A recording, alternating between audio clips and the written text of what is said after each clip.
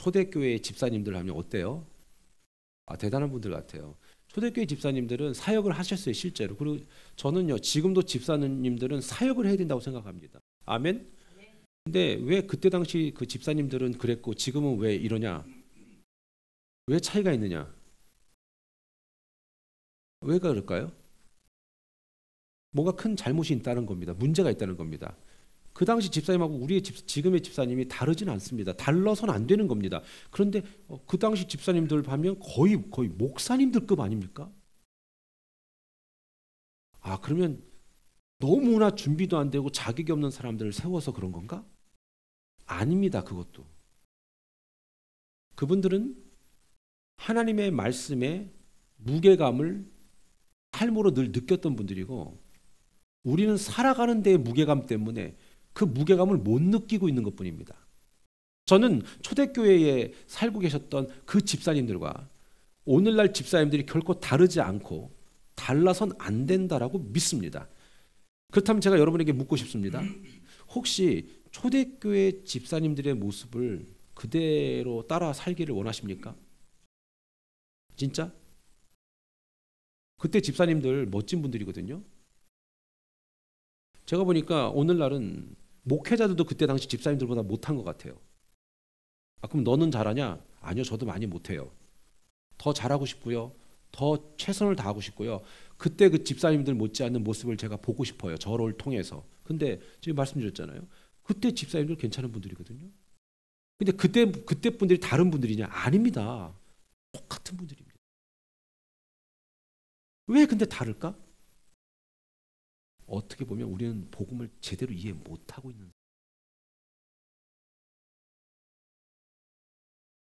물론 그 당시 집사 직분을 받을 때는 성령과 은혜가 충만한 사람에게 집사 직분을 주라고 했습니다. 근데 사실 오늘날의 우리 교회를 얘기하기 앞서서 오늘날의 대부분의 집사님들은 되게 좀 가볍죠. 그렇죠? 노돈을 이렇게 가다 보면 어깨 퉁 치면 집사님일 거예요. 그리고 집사님들 나가서 그냥 편하게 사시죠. 집사님들이 집에서도 편하게 사시고 직장에서도 편하게 사시고 나가서도 편하게 살죠. 그러니까 스스로가 무게감이 없죠. 그리고 실족도 잘하죠. 그리고 어때요? 영향력이 없는 거예요. 집사님들 하면은 막 기도할 때 귀신이 떠나가야 될 줄 믿습니다. 집사님들은 그 정도 돼야 되는 거예요, 여러분. 안 해봤어요? 못해요, 여러분? 여러분 할 수 있어요. 여러분이 기도할 때 막 집안에 있는 어둠이 떠나가고요. 자녀들의 문제가 해결되고요. 남편이 문제를 갖고 있고 아내가 문제를 갖고 있을 때 그게 막 영적으로 막 파바박 나갈. 집사님이 그 정도가 돼야 되는 거예요. 그렇게 하시라고 집사 직분 드린 거고요. 그게 집사님이에요. 옛날에 집사님들은 막 손 얹고 막 기도했어요. 병 떠나고요. 그건 목회자들만 하는 게 아니에요. 근데 오늘날의 집사님들이 그런 걸 안 해요. 그러다 보니까 어때요? 너무 쉽게 살아요. 너무 그냥. 저는요, 제 소원함이 있다면 우리 교회가 이제 그런 준비를 해야 될 텐데, 우리 집사님들이 정말 준 사역자로서 사역을 감당할 수 있을 정도의 영성과 인격과 사회적 영향력을 갖게 되기를 축원합니다. 우리 해야 돼요. 해야 된다는 말이에요. 그게 진짜 집사예요. 그게 진짜 디아코니아예요. 디컨 영어로. 희생이 없는 복음은요, 누구나 아파합니다.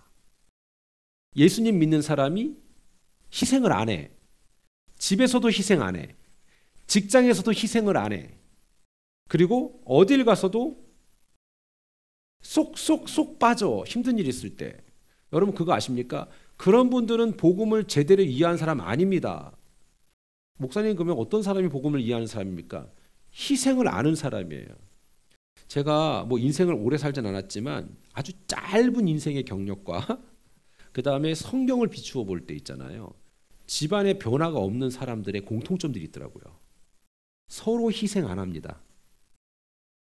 남편도 희생 안 해요. 아내도 희생 안 해요. 그러니까 애들도 희생 안 해요. 참 신기한 공통분모가 있어요. 서로 엄청나게 셀피시합니다. 그런데 사랑한다는 말은 엄청 해요. 아니요. 여러분, 전 딴 거 없어요. 진짜 사랑하시면요, 교회 오셔서 새벽이든 낮이든 저녁이든 오셔서 기도하세요. 사랑한다면 기도해 주세요. 기도하는데 안 바뀔까요? 여러분, 희생이 없으면 복음은 가짜입니다.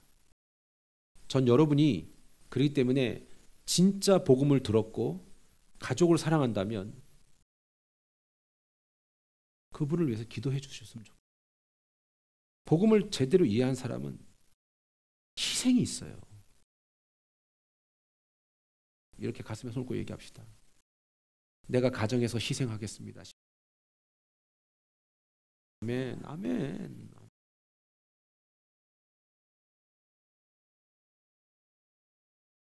희생이 없는 복음은 결국 모두를 아프게 하는 거예요. 여러분, 지금은 러시아라고 불리지만 오래전 러시아는 뭐라고 불렸죠? 소련. 소련이 뭐의 약자인지 아시죠? 예, 소비에트 연방. 그래서 소련이라고 부른 거예요. 자, 그런데 그 당시 블라드미르 레닌 휘하에서 러시아 혁명에 동참해서 러시아 제국을 전복시키고 소비에트 연방을 소위 건국하는 데 일조한 볼셰비키 출신의 사람 한 사람이 있습니다. 레닌이 죽고 난 다음에 그 사람은 권력을 잡아서 소련의 최고 지도자가 되죠. 누굴까요? 스탈린입니다. 이오시프 스탈린. 이 사람은 1930년대 이후에 자신의 1인 독재를 공고히 하기 위해서 민족들 대숙청을 합니다. 민족을 몇 명이나 죽였냐면 수천만 명을 죽입니다. 수천 명이 아니라. 제가 물어볼게요. 자기 민족을 그렇게 죽이는 사람이 리더가 될 수 있어요? 될 수 없죠. 남의 민족을 죽인다면 뭐 자기 민족 생각해서 그렇겠다 할 수 있어요. 그러나 이 스탈린이라는 사람 자기 민족을 그렇게 많이 죽였어요. 자기가 신봉하는 사상을 합리화시키기 위해서 그 사상을 따르지 않는 사람들은 다 적으로 몰아가서 그렇게 죽였어요. 공산주의, 사회주의는 절대로 사람을 존중하지 않습니다. 겉으로는 뭐 인민을 먼저라고 얘기하면서 구호를 외치지만 그 내면에는 철저히 체제 유지와 독재를 위한 당근밖에 없습니다. 근데 놀라운 사실은 이 스탈린이라는 사람 있죠. 이 사람이 말 그대로 성직자가 되려고 바로 티플리스 신학교에 들어간 사람입니다. 여러분, 은혜를 어설프게 받으면 사람을 죽입니다. 교회를 다니면서 은혜를 어설프게 받으면 오히려 해가 될 때가 있습니다. 더욱 놀라운 사실은 사회주의 시조로 공산주의, 사회주의 사상 체계를 세운 칼 막스라는 사람이 있습니다. 영어로는 막스지만 독일 발음으로는 마르크스라고 얘기하죠. 생긴 것도 멋지게 생기지 않았습니까? 이 사람 있지요. 독실한 기독교 집안에서 자란 사람입니다. 그랬던 그가 사회주의 사상 체계를 집대성합니다. 그가 한 말이 더욱 확실한 이유가 되기 때문에 소개해드리겠는데 이 사람이 왜 사회주의를 집대성했는가? 이렇게 얘기했습니다. 독실한 기독교 집안에서 태어난 사람이에요. 여러분, 그렇기 때문에 예수 믿는 우리들이 부모들이 우리 지금 유아세례 받는 분, 유아세례 주는 사람들 있잖아요. 유아세례 받는 분들 정신 바짝 차리셔야 됩니다. 부모가 믿음 안에 살지 못하면 애들이 무시합니다. 그러면 애들이 무시할 것이 두려워서 그러면 예수 안 믿겠습니까? 그건 미련한 거지요. 그런데 그 독실한 기독교 집안에서 태어났던 이 칼 마르크스가 왜 사회주의를 만들어냈는가? 이 사람이 뭐라고 얘기인지 아세요? 나는 모든 신을 증오한다. 나는 위에서 다스리는 그 존재 하나님께 직접 복수하고 싶다. 기독교 집안에서 태어났다. 우리 애들이 그렇게 될 수 있다는 얘기겠죠. 기독교는 가장 부도덕한 종교다. 여러분, 애가 그런 얘기를 한다는 건 어떨까요? 칼 마르크스가 진짜 부모님에게 상처받아서 이런 생각을 만들었는지, 아니면 이런 게 있잖아요. 지가 하기 싫어. 쉽게 얘기하면 지가 교회 가기 싫어. 그러니까 또 다른 핑계를 찾아내려고 하는 사람인지, 이 사람의 삶을 보면 알겠죠. 교회 너무 나가기 싫어.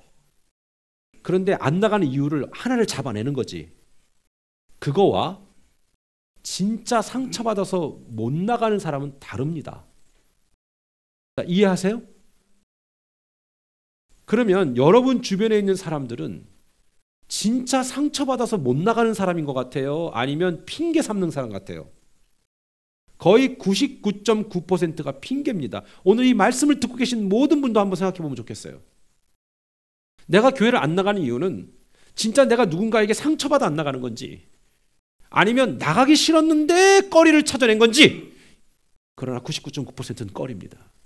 그럼 칼 마르크스도 얘가 말한 게 어떤 의미인지, 그 정도로 분노가 있는 이유가 뭔지를 알아낼 필요가 있겠죠. 그럼 그 사람의 삶을 보면 되는 것이죠. 교회를 안 나간다 하는데 그냥 지 멋대로 살아요.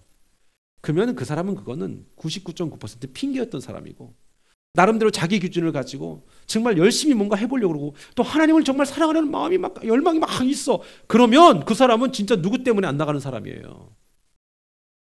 네? 그런 사람들은 언젠간 회복될 수밖에 없는 사람입니다. 우리 그런 사람들 가서 위로해 줘야 됩니다. 그리고 그런 사람들에게 잘못했다고 얘기해 줘야 됩니다. 그런데 아싸, 나가기 싫은데 잘 됐다 요즘에. 아주 잘 됐다. 근데 여러분은 어땠었던 것 같아요? 여러분 자신들은? 자, 이 카르 막스가 죽고 나서 그 마르크스 사상을 집대성하기 위해서 마르크스 연구소라는 게 생겼거든요. 마르크스 연구소에서 발표한 내용을 보면 그게 진짜겠죠.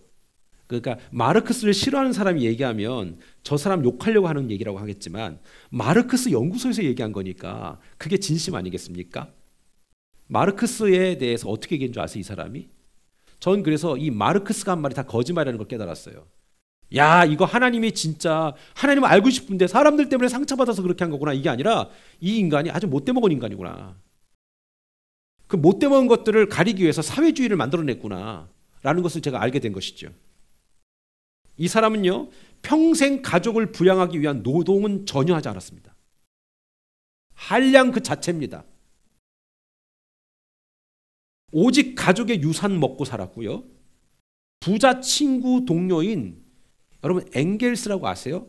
프리드리히 엥겔스라는 사람이 있는데, 이 사람이 지원한 돈만 가지고 살았는데 세상에 그 당시 받은 돈이 600만 프랑, 지금으로 얘기하면 하나 9억 원인데요. 한 80만 불 될 거예요. 그런데 지금 돈으로 가치를 환산하면 이거 엄청난 돈인데, 이 인간이 평생 이것만 먹고 살았어요. 그러면서 공산주의를 집대성하지요. 사회주의를 주장하지요. 이게 앞뒤 안 맞는 인간이에요, 여러분. 그러니까 딱 보면 사람을 평가할 때 뭐 그런 거 생각하지 마세요. 그냥 이 사람이 앞과 뒤가 다르다. 다른 게 아니라 자기가 얘기한 건 이건데 그 이대로 하고 있느냐라는 거예요.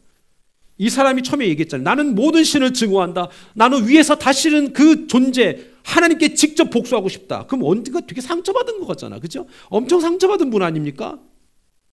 기독교는 가장 부도덕한 종교다. 지가 가장 부도덕하게 살고 있잖아요. 자식들을 위해서, 자녀를 위해서, 아내를 위해서 일하지 않았어. 이 사람은 얼마나 게으른 거예요. 그러면서 사상의 기초를 쌓으면서 사상으로 포장을 하고 결국 자기는 어떻게 된 거예요? 아무 짓도 안 한 거예요. 아무 일도 안 한 거예요. 그리고 지원받은 600만 프랑 받아서 그거 먹고 앉았고.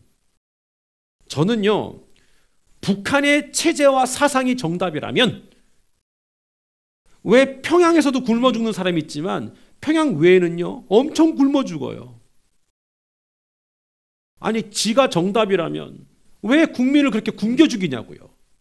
지는 디륵디륵 살찌면서. 잘 봐요 여러분. 자기가 정답이라면. 근데 북한의 소위 그들이 말하는 인민들 막 눈물 콧물 흘리면서 막 이러잖아요. 세상의 모든 세계가 문호를 개방하고 많은 유익들을 국민들을 위해서 뿌릴 수 있는 그 배경을 갖고 있는데 여러분 북한만 열리면요 남한을 통해서 북한을 통해 어때요? 시베리아 저 유라시아까지 가는 거예요. 그걸 막고 있는 거 아닙니까 이 인간이? 여러분 잘 들으세요. 주 예수를 믿는 것이 가장 고상하다 그랬어요. 사람이 고상하지 않은 건 복음이 없어서 그래요. 중국의 사회주의가 정답이라면 왜 중국 사람들 남미를 통해서 계속 넘어와요? 니들 정답인데 거기서 살지. 안 그래요? 그렇게 좋다며 사회주의가. 커뮤니즘 그렇게 좋다면 거기서 살아야 되지 않겠냐는 거예요. 그런데 어때요? 지금도 못 살겠다고 더 잘 살고 싶어서 막 오잖아요. 남미를 통해서 막 넘어오잖아. 그냥 막 밀려오잖아. 아니 너네가 답이라며. 사회주의가 그렇게 좋다며. 왜 오냐? 어때요? 이해가 되시지요? 한국 사람들 이민도 안 와요. 집에 먹고 살만하니까.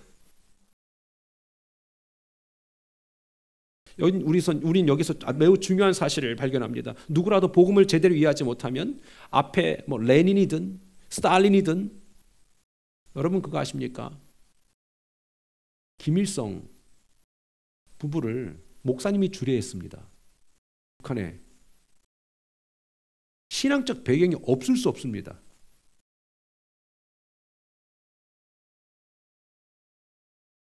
주례를 아무나 하고 싶지 않아 그래요. 솔직히. 여러분 앞서서 말한 모든 사람들 소위 복음이라는 것을 간보게 했던 맛보게 했던 경험했던 사람들입니다. 그런데 그들이 어설프게 경험하니까 어떻게 됩니까? 오히려 사회 악이 되고 인류의 악이 됐습니다. 사랑하는 우리 집사님들 또는 우리 성도님들, 우리가 뭐 얼마나 대단합니까? 뭐 어떻게 정말 뭐 완벽합니까? 그거 아니잖아요. 문제는 뭐냐? 그래도 한번 잘해보자. 초대교회 집사님들처럼 우리 한번 같이 잘해보자. 반대로 복음을 잘 이해하면요, 복음 받아들이면요, 이전에 없었던 놀라운 지혜와 통찰력이 생겨서 우리 얘기했잖아요. 베드로한테 어떤 일이 일어났었어요. 요한한테 어떤 일이 일어났었어요. 복음을 증거하는데 너무 논리정연하게 얘기하잖아요. 너무 담대하게 얘기하잖아요. 분명하게 얘기하잖아요. 여러분 그렇기 때문에 복음이 여러분을 주장하기 시작할 때는 그 지혜가, 그 소피아, 그 지혜가 하나님의 위즈덤이 부어진 줄 믿으시기 바랍니다. 어디 가서 버벅대지 마세요. 이렇게 하면 안 돼요. 제가 말씀드렸잖아요. 화장품 하나만 좋은 거 써도 화장품 엄청 전도하잖아요. 뭐 하나 좋은 거 있으면 막 잘 설명하잖아. 또 하나 우리 잘 설명하는 거 있어요. 뭡니까? 돈 되는 거. 이게 돈이 된다면 설명 잘하잖아. 목사님 너무 노골적이게 얘기하지 마세요. 아니 그게 팩트예요. 제가 물어볼게요. 여러분이 지금 믿고 따르는 복음 그거 정말로 놀랍지 않습니까? 그러면 당연히 배워서가 아니라 술술술 나오게 되는 거. 야 그분 진짜 좋다. 내가 만난 그분이 이런 분이다라고. 역사적으로 사람을 살렸던 모든 기록들의 중심엔 신앙이 있었습니다. 아무리 못된 자도 아무리 어두운 과거를 가졌더라도 복음이 내 안에 훅 들어오면 우리 인생의 모든 문제를 해결한 다음에 영원한 죽음으로부터 영원한 생명으로 우리를 부활의 확신을 주신 그분을 내가 경험하게 되는 순간 이전에 나를 지배하고, 정신 바짝 차리세요. 이전에 나를 지배하고 다스렸던 모든 어둠의 영향력은 떠나게 되는 줄 믿으시기 바랍니다. 이게 매우 중요한 거예요. 여러분 그 영향력이 아직까지 여러분에게 있다면 그 어둠은 여러분의 가정과 여러분의 개인사를 계속 핸들링할 수밖에 없다는 겁니다. 그러나 부활신앙이 들어가게 되는 순간에 우리는 어떻게 됩니까? 그 어둠이 떠나가게 되는 겁니다. 사람을 살리는 그 부활신앙. 오늘 우린 부활의 믿음, 부활의 신앙을 경험한 제자들에게 일어난 놀라운 기적 얘기했습니다. 그런데 특별히 오늘 함께 또 나눌 말씀은 뭐냐면, 야, 그러면 그분들한테 일어난 일들이 뭔가라고 할 때 이런 일이 일어났네요. 이제 여러분 이제 큰일 났어요. 이제 그 일이 뭔지. 자, 32절이에요. 시작. 믿는 무리가 한 마음과 한 뜻이 되어 모든 물건을 서로 통용하고 자기 재물을 조금이라도 자기 것이라 하는 이가 하나도 없더라. 근데 여러분 있잖아요. 공산주의가 여기서 나온 거예요. 그러니까 제가 그랬잖아요. 어설프게 성경을 이해하면 이렇게 된다니까. 여기서 말할 때 제가 물어볼게요. 자, 오늘 집사님 입고 오신 옷이 너무 좋다. 나랑 바꿔 입자. 기분 좋아요? 싫을걸요? 예? 오늘 집사님 오늘 샀어? 나랑 바꾸자. 바꾸겠어요? 안 바꾸지요. 성경을 잘못 이해하면 바꿔야 돼. 그러니까 이단들이 어떻게 얘기합니까? 너 집 팔어. 집문서 가지고 와. 이렇게 하잖아요. 그러면서 어때요? 다 팔아서 우리 어디로 가자. 이렇게 되잖아요. 그러니까 뭣도 모르고 끝도 모르고 이단이란 말 함부로 하지 마세요. 그렇잖아요. 그게 이단이에요. 여러분, 그러면 이 말씀 우리가 어떻게 이해할까요? 제가 초반에 말씀드렸어요. 초대교회 성도들처럼 되기를 원하십니까? 아멘? 그러면 진짜를 이해하시면 돼요. 어설픈 믿음들이 오히려 사람을 힘들게 한다 그랬잖아요. 실제로 성경에서 도용한 공산주의 사상이 여기서 왔다라고 말씀드렸어요. 너무 똑같죠. 모든 물건을 통용하는 거예요. 배급받고요. 그리고 어때요?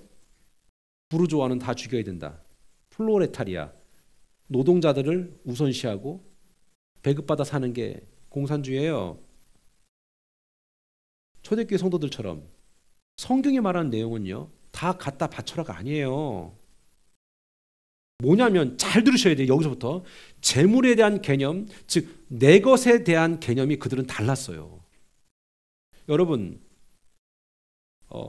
죽음 이후의 시간들에 대해서 우리는 한 번도 생각을 안 하거나 하더라도 계속 안 하기 때문에 우리는 지금 뭔가에 미쳐 살 수 있거든요. 젊은 사람이 혹시 죽을 거 생각 안 하잖아요. 중병에 걸려봐야 내가 죽음에 직감하게 되는, 죽음 앞에 직면하게 될 때에 그때 직감하는 게 있잖아요. 그때에 여러분 만약에 정말 돈이 많이 있다면 어떡할 것 같아요? 못 죽죠. 그러나 못 죽어요? 죽어야 돼요. 얼마나 위기의식을 느끼겠어요. 난 다 쓰지도 못하고 죽는데. 재물에 대한 개념이 바뀌라는 얘기는 뭐냐면 우리가 가진 모든 것이 오직 나만을 위해서 사용할 거라는 마음으로 가득하다면 사람의 욕심과 탐욕은 끝이 없습니다. 만족함이 없습니다. 여러분, 그러나 우린 잘 들어보세요. 우리가 돈을 모으는 이유는 어때요? 대부분 나, 내 가족. 혹시 옆집을 위해서 돈을 모으는 분은 없죠? 여러분, 우리 다 나, 내 가족, 소위 내 새끼, 이런 것을 위해서 돈을 모으지 않았습니까? 옛날에 사냥하러 다닐 때는 모은다라는 개념이 없었습니다. 냉장고도 없으니까 모아둘 수가 없습니다. 돈이 통용되는 순간부터 사람은 모으는 것을 시작했는데요. 정말 중요한 것은 성경적 소유 개념은요, 바로 청지기적 사명이라는 거예요. 그러니까 말 그대로 내가 모으는 것 자체가 나쁜 것도 아니고 소유하는 것 자체가 나쁜 게 아닙니다. 이걸 성경을 잘못 오해하면은 막 모으고 소유하고 가지는 것을 나쁘게 보고, 야, 너 가진 거 다 갖다 교회에다 바쳐라, 이렇게 이해할 수 있고, 이거 잘못된 오해입니다. 성경에서 말하는 건 뭐냐면 하나님의 목적을 위해서 너는 그것을 잘 소유하고 잘 관리하고 잘 벌어야 된다, 이 얘기입니다. 그리고 때에 따라서 필요에 따라서 그거를 이용할 수 있어야 되고 활용할 수 있어야 된다는 것이지요. 엄밀히 말해 내가 지금 갖고 있고 내가 지금 활용하고 내가 앞으로 얻게 될 모든 것들은 오직 하나님의 목적을 위해 허락된 사명의 도구다라는 겁니다. 그것이 여러분 돈이든 그것이 여러분의 재능이든 그것이 여러분의 사회적 영향력이든 그것은 하나님이 여러분들을 통해서 하나님의 영광에 쓰임받을 수 있는 도구, 툴이라는 것이지요. 제가 묻고 싶어요. 여러분 그 툴이 있습니까?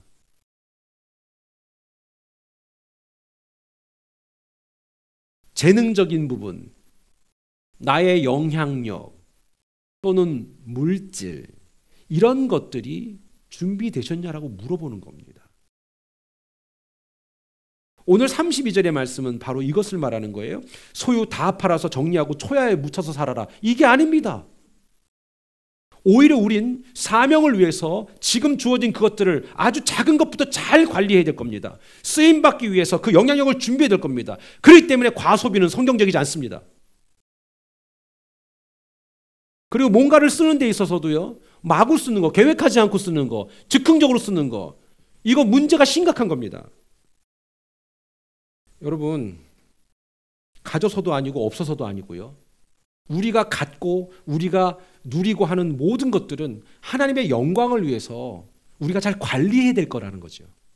이게 바로 청지기적 사명이라는 겁니다. 베드로전서 4장 10절 각각 은사를 받은 대로 하나님의 여러 가지 은혜를 맡은 선한 청지기같이 서로 봉사하라. 선한 청지기가 뭔지 아십니까? 내게 주어진 사명이 뭔지를 깨닫는 거예요. 그리고 그것을 잘 관리하는 사람이에요. 말씀드렸어요. 그것이 능력이든 개인의 역량이든 물질이든 뭐든 그건 중요하지 않아요. 잘 관리하는 게 중요해요. 근데 여러분 없었던 사람들은요, 돈이 생기면요 어떻게 쓸지도 몰라야 해요. 참 신기하지? 그러니까 돈도 내가 보니까 써봤던 사람이 쓰더라고. 심지어 예수님은요 누가복음 12장 42절에 청지기의 역할을 이야기하시는데 42절에 이렇게 말씀하셨어요. 누가복음 12장 42절 한번 다 같이 읽어볼까요? 시작. 주께서 이르시되 지혜 있고 진실한 청지기가 되어 주인에게 그 집 종들을 맡아 때를 따라 양식을 나누어 줄 자가 누구냐? 여러분 있잖아요. 선한 청지기, 지혜로운 청지기는 뭐 어떤 사람이라고 답을 얘기합니까? 때를 따라 양식을 나눠준다. 이 말은 뭐예요? 나눠줄 게 있어야 될 거 아닙니까? 목사님 저는요 가진 것도 없고요 아는 것도 없고 아무것도 못해요. 여러분 그렇지 않아요. 여러분이 왜요? 여러분이 얼마나 대단한 분들인데요.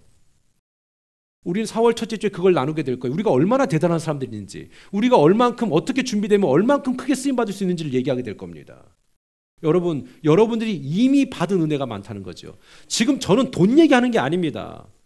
여러분이 감당할 수 있는 능력들이 그런 것들이 아닙니다.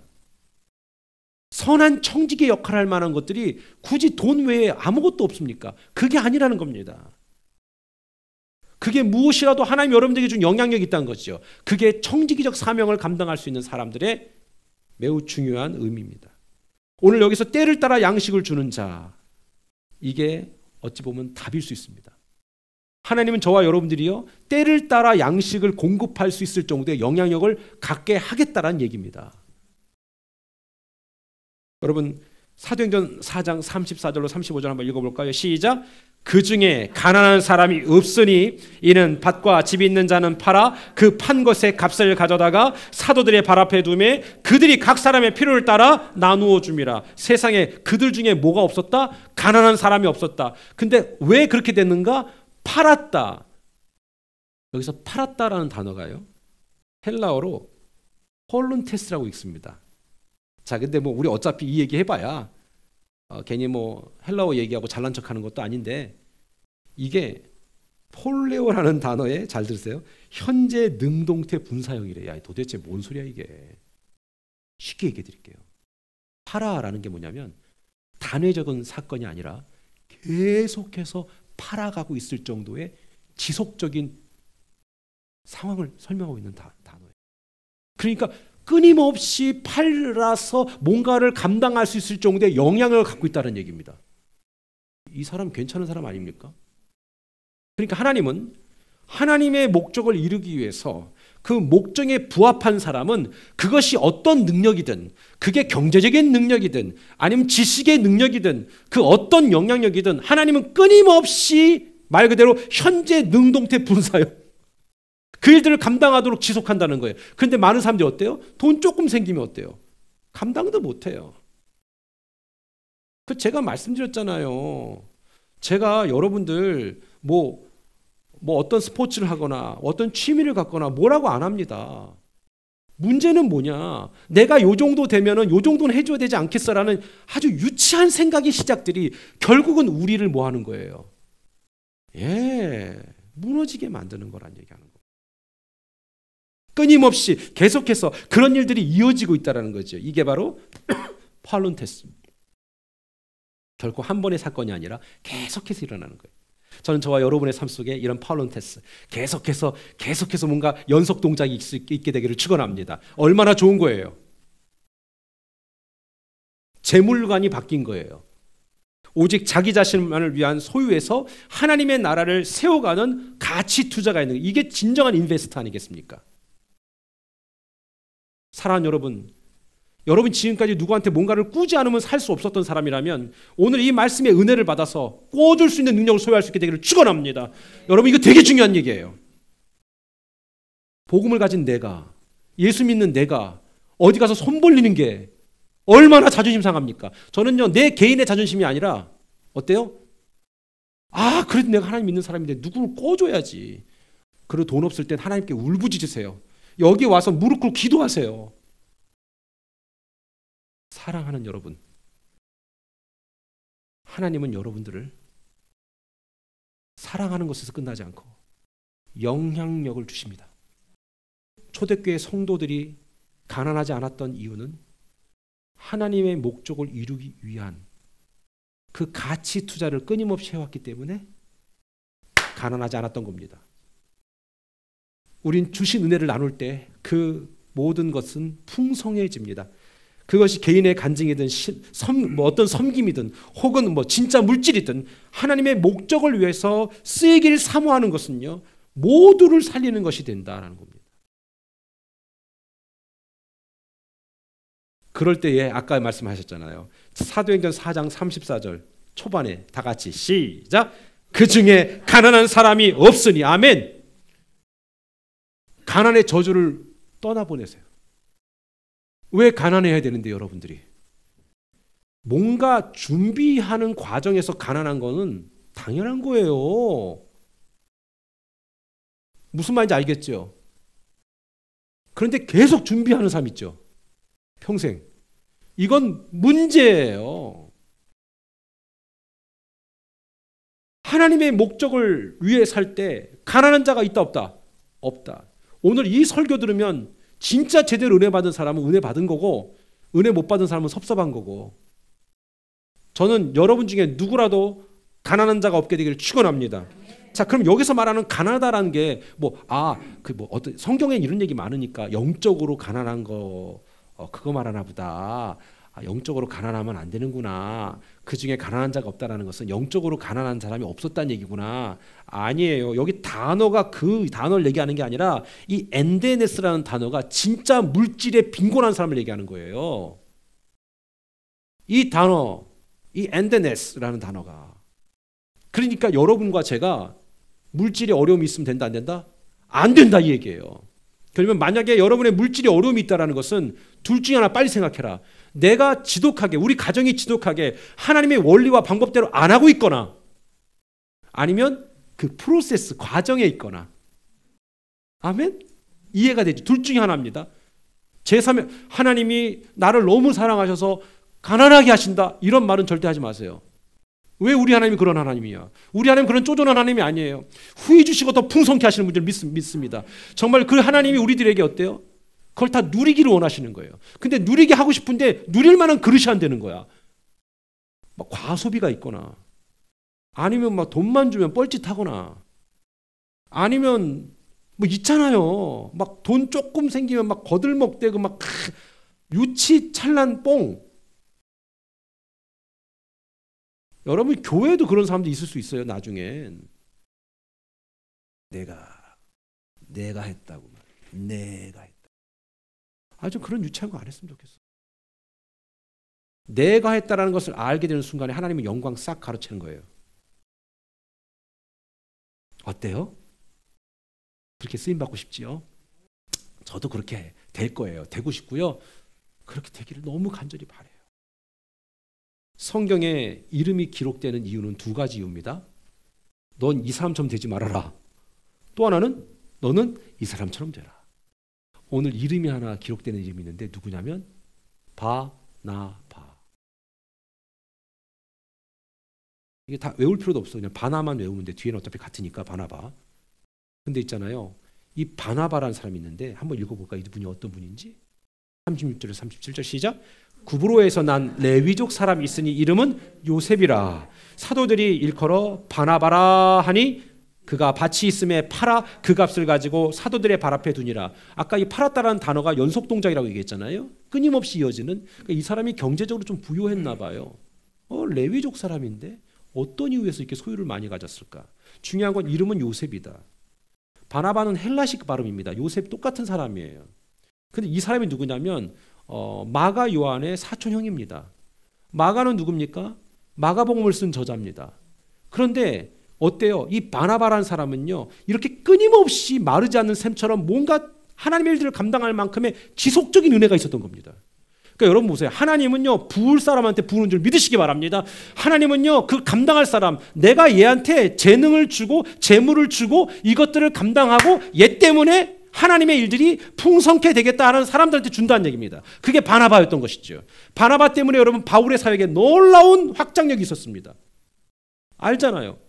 그리고 여러분 아시잖아요. 마가하고 누구하고 싸웠다 시험에 나오겠다.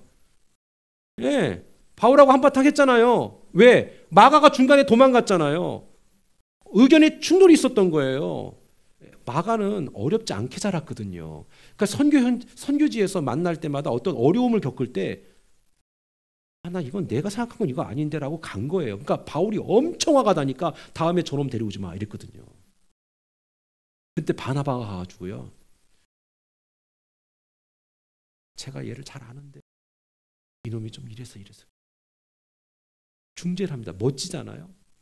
결국 그러니까 그런 위로와 그런 중재가 있으니까 바나바가 멋진 사람이었을 뿐만 아니라 바울도 나중에는 마가를 마가도 이해하고 성경에 기록될 만한 멋진 이름이 되지 않겠습니까?